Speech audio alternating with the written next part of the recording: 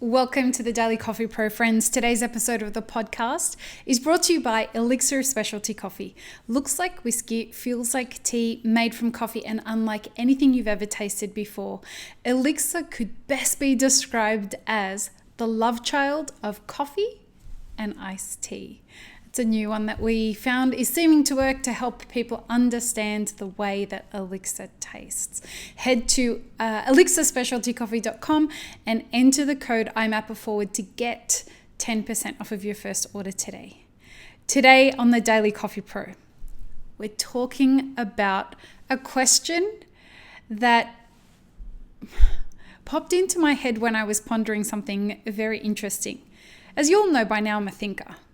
It is one of my greatest failures because I never stop thinking, and I have been known to be somebody who goes down enormous rabbit holes for no reason whatsoever other than that's what my brain likes to do.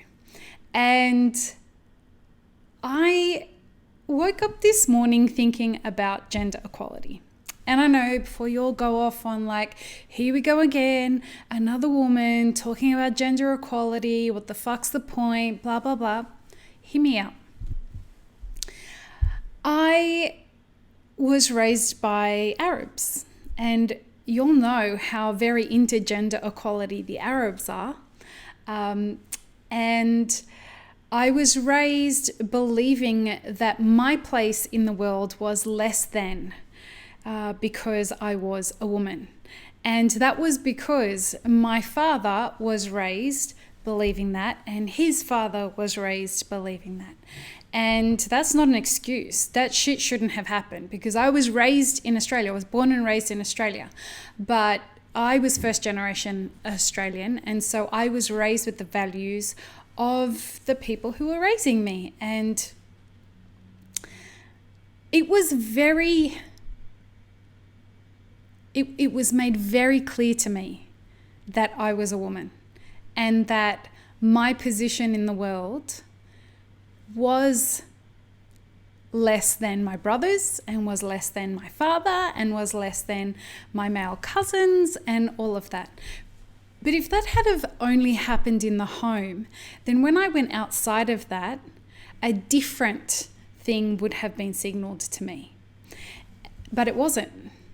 I went to an all-girls school, and so I wasn't given an all-girls Catholic school, to be even worse.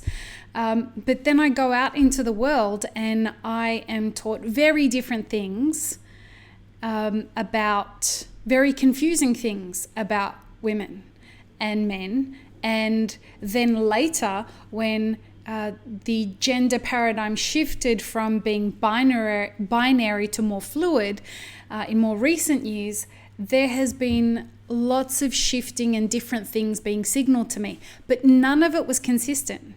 So in the home, I was consistently told, and in my family, I was consistently told that women are less than men. And then I go out into the world and I am told many different things on many different levels.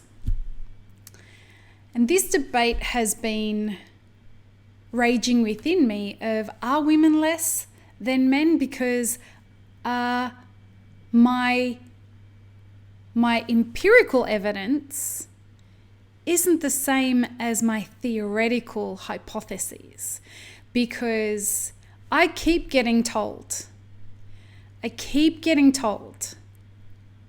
it's really unfortunately that Elixir was started by a woman and not a man, because the brand would have been much more accepted by the industry if it had have been started by a man. You've done a great job, but it's just unfortunate that it wasn't a man that brought it to market. And the sad part about that is that when I have asked men if they agree with that, because other men have said that to me, they agree. You know what? It's unfortunate that it's true, but it's true. And you know what? It is true. It absolutely is true. It's absolutely true that if everything was done the same with Elixir, and it was taken to market in exactly the same way, but done by a man, it would have been received incredibly differently. Now, we're doing great. That's fine.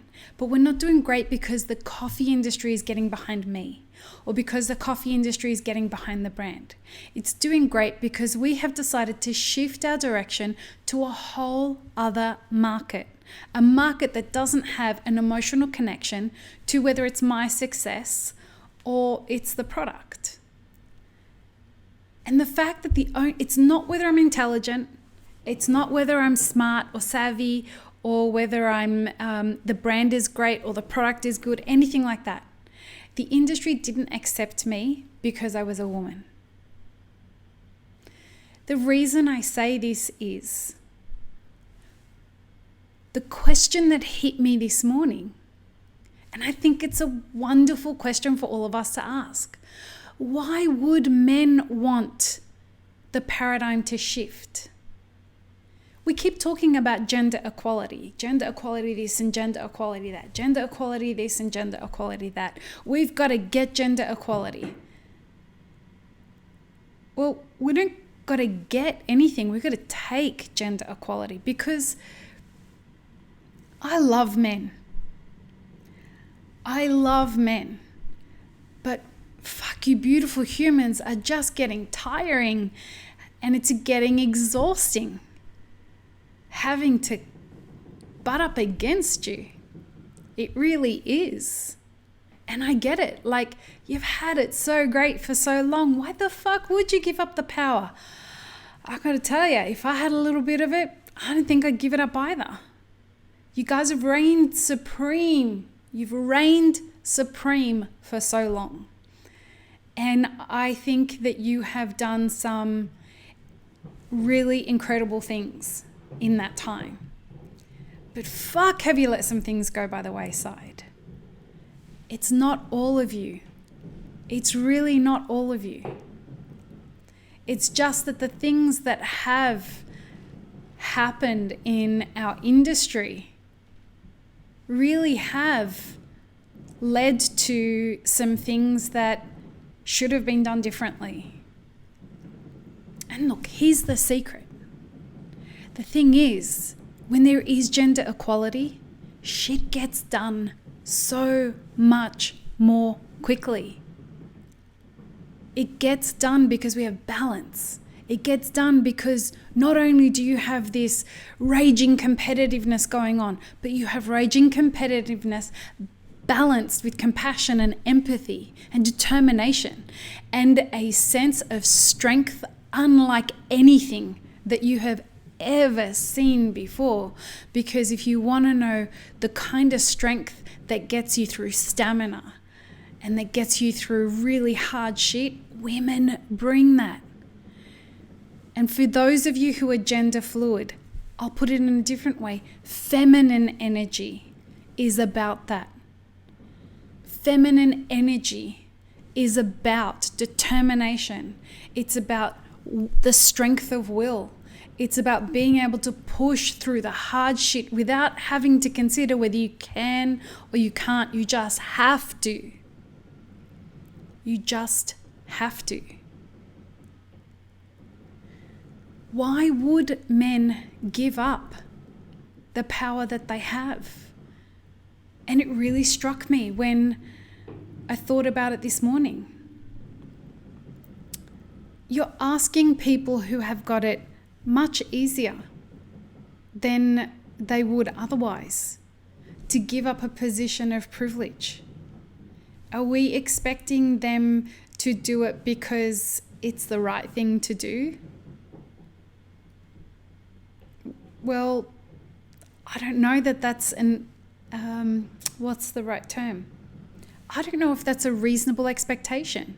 I don't know if it's reasonable for us to expect men to say, all right, here you go, have the power that you want. Why should they? Why would they? History doesn't dictate that they would. And I'd love to hear some reasons why they would. I would love to exist in a gender equal, no matter where you live on the spectrum, where you are, what gender you identify with. I would love to have it equal. But it's not. And the estimations is that it will be 208 years before we reach gender equality. 208 years. If we want to fast track that, I'd love to hear some suggestions on how we would do that. Because I don't think that it's going to happen in any way where men step forward and say, here you go, here's the equality that you've been looking for. It's not going to happen. What will happen is that we keep building our shoulders to be strong enough for the women that come after us so that they get it easier. We keep working as hard as we have. We keep being grateful for the women that have come before us, that walked really hard lines.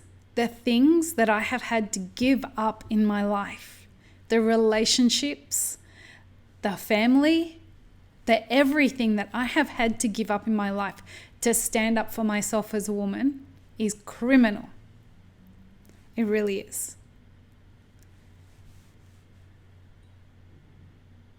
I wish it didn't matter that I was a woman.